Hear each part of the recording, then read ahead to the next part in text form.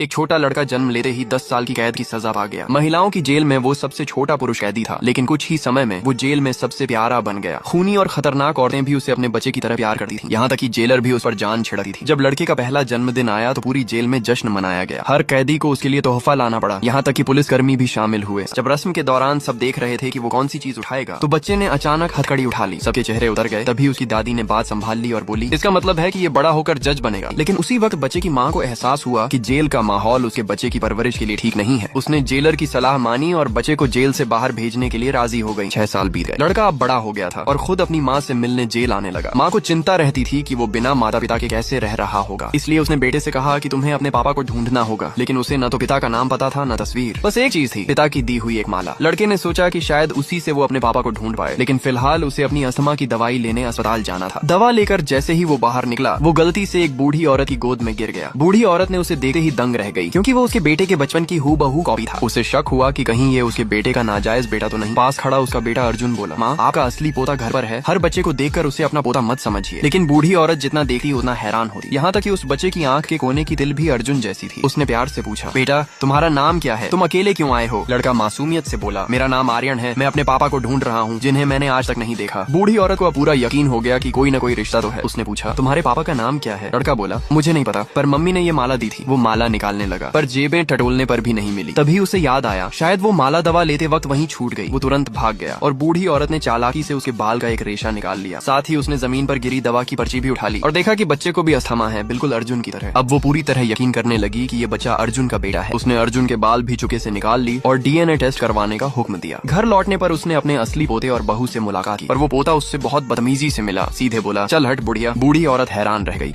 और बहू शर्म से पानी पानी हो गई।